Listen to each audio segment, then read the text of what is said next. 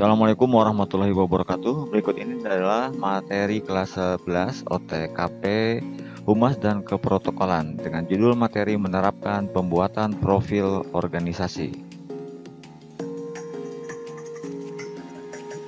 Perlu diketahui, setiap organisasi atau perusahaan itu perlu memiliki profil yang jelas, di mana profil perusahaan menjadi salah satu hal yang penting untuk mendukung berbagai aktivitas organisasi perusahaan, khususnya dalam menyebarkan informasi mengenai ruang lingkup perusahaan kepada publik atau kepada masyarakat. Adapun tujuan pembelajaran kali ini adalah di mana setelah mempelajari bab ini, siswa diharapkan mampu: 1. Menerapkan pembuatan profil organisasi, dan yang kedua adalah membuat profil organisasi. Definisi dan cara membuat profil perusahaan. Profil perusahaan adalah suatu alat untuk menjelaskan tentang berbagai hal mengenai perusahaan, baik keunggulan produknya, perkembangan usahanya, potensi investasi yang disajikan baik secara verbal maupun visual. Pembuatan profil perusahaan memiliki banyak keuntungan. Salah satunya adalah dapat menginformasikan berbagai kelebihan perusahaan dibandingkan dengan pesaing-pesaing yang ada.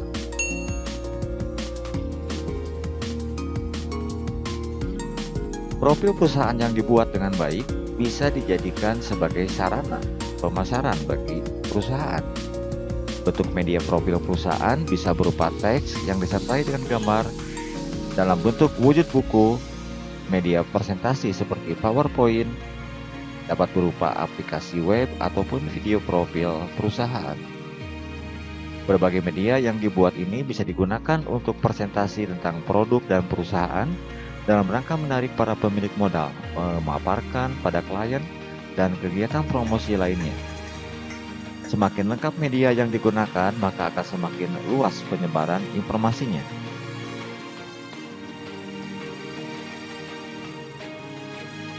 Berikut ini adalah beberapa cara untuk membuat profil perusahaan yang bagus dan baik. Antara lain sebagai berikut. 1. Membuat profil perusahaan haruslah singkat, padat, dan jelas. Nah, di mana dengan cara memaparkan produk maupun perusahaan kepada para pemangku kepentingan akan jauh lebih baik jika dilakukan secara efektif dan efisien, yakni tidak terlalu banyak membuang waktu, namun mampu menyita perhatian mereka agar fokus pada informasi yang disampaikan.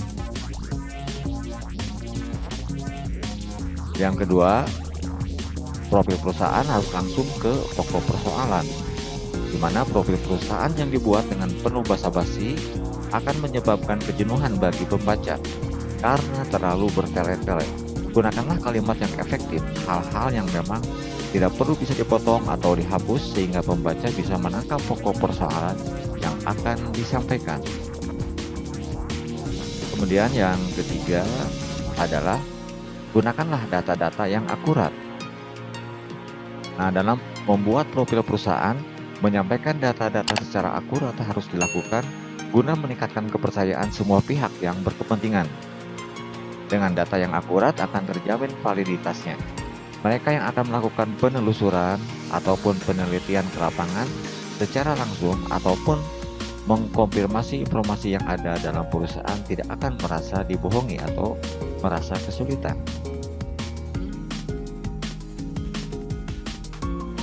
Yang keempat, informasi yang paling update. Seiring dengan berjalannya waktu, perusahaan tentu akan mengalami perubahan-perubahan.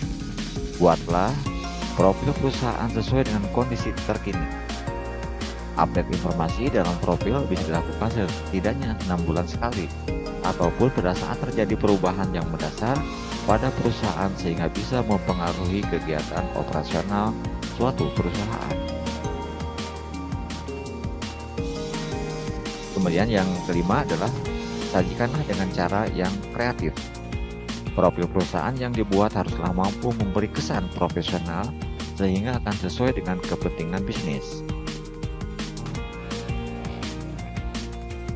Berikut ini adalah isi yang harus ada dalam profil perusahaan. Dibahas mengenai berbagai macam cara membuat profil perusahaan agar bagus, hal yang tidak kalah penting untuk diketahui adalah tentang konten atau isi yang akan disampaikan di dalamnya.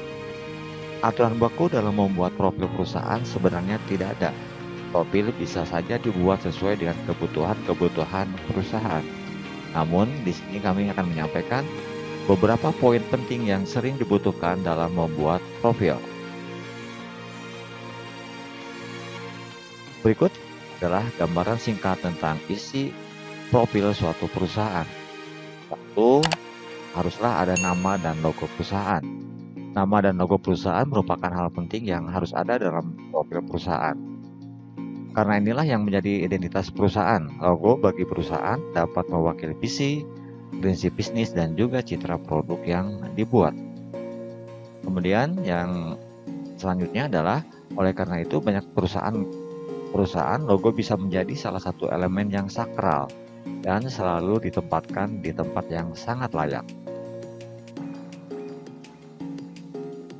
Yang kedua, harus mencakup adanya sejarah berdirinya suatu usaha. Nah, dalam membuat profil perusahaan, biasanya para pengusaha juga harus menyampaikan ulasan singkat mengenai sejarah berdirinya perusahaan. Hal ini berguna untuk memberikan gambaran kepada pihak lain tentang landasan dan alasan perusahaan tersebut berdiri. Dengan adanya sejarah perusahaan dalam sebuah profil perusahaan, pembaca ataupun penonton bisa diajak untuk ikut merasakan proses panjang sebuah usaha dapat berbentuk dan mendapatkan kepercayaan hingga kini. Kemudian, adanya visi dan misi perusahaan. Menyampaikan visi dalam profil perusahaan akan memberikan gambaran pada pembaca maupun audiens tentang cita-cita besar yang ingin dicapai oleh perusahaan dalam waktu jangka panjang. Sedangkan penyampaian misi dalam profil perusahaan akan memberikan gambaran tentang berbagai upaya yang telah dan akan dilakukan oleh perusahaan dalam menggapai cita-cita tersebut.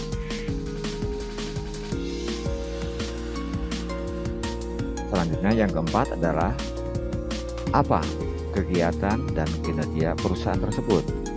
Nah, paparan mengenai kegiatan dan kinerja perusahaan merupakan poin paling penting yang harus disampaikan melalui profil perusahaan. Nah, jadi kegiatan dan kinerja perusahaan harus jelas di dalam profil perusahaan. Beberapa hal yang terkait dengan kegiatan dan kinerja perusahaan diantaranya adalah sebagai berikut. A. Jenis produk yang ditawarkan, di mana produk di sini adalah bisa berupa barang ataupun jasa. Deskripsikanlah secara jelas tentang kegunaan ataupun fungsi tersebut, keunggulan produk dibanding dengan produk pesaing, dan berbagai hal lain tentang produk. Kemudian yang B, target market perusahaan. Sampaikanlah dengan jelas segmen mana yang menjadi target pasar dari produk yang dibuat, sehingga mampu memenuhi kebutuhan mereka. Hal ini akan menjadi penting karena untuk mengetahui apakah produk yang ditawarkan sudah sesuai dan cocok dengan pembaca ataupun audiens. Berikutnya adalah yang C, portofolio perusahaan. Portofolio perusahaan berisi pengalaman-pengalaman perusahaan dalam menangani pekerjaannya, prestasi yang pernah dicapai atau daftar beberapa klien yang pernah dilayani, biasanya yang terkenal. Kemudian yang D adalah lengkapilah dengan laporan-laporan keuangan. Laporan keuangan yang diperlukan apabila profil perusahaan dibuat untuk menggait investor ataupun dalam rangka menjalin kerjasama dengan lembaga lain, misalnya perbankan ataupun lembaga-lembaga keuangan. Yang D yang harus ada dalam profil perusahaan tentunya adalah kontak perusahaan. Kontak perusahaan biasanya diletakkan pada bagian akhir profil perusahaan. Kontak perusahaan ini biasanya terdiri atas nama perusahaan, tertera nomor telepon dan fax emailnya, ada alamat email dan juga alamat website perusahaan.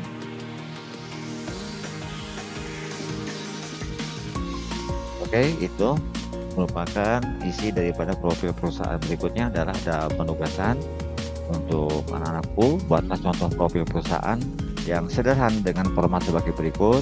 Ya, nomor 1 harus ada nama dan logo perusahaannya, kemudian coba ceritakan atau tuliskan sejarah berdirinya usaha tersebut. Kemudian yang ketiga, apa misi dan visi daripada perusahaan, dan yang keempat, kegiatan dan kinerja dari perusahaan tersebut. Jadi mana yang mencakup diantaranya kegiatan kinerja perusahaan, ya cantumkan jenis produk yang ditawarkan, kemudian adanya target market perusahaan, portofolio perusahaan, dan yang terteranya laporan keuangan. Dan juga yang tidak kalah penting adalah kontak-kontak perusahaan yang tadi saya sebutkan, ada alamat, ada jalan, ada nomor fax, email, dan seterusnya. Oke, sampai jumpa pada materi-materi berikutnya.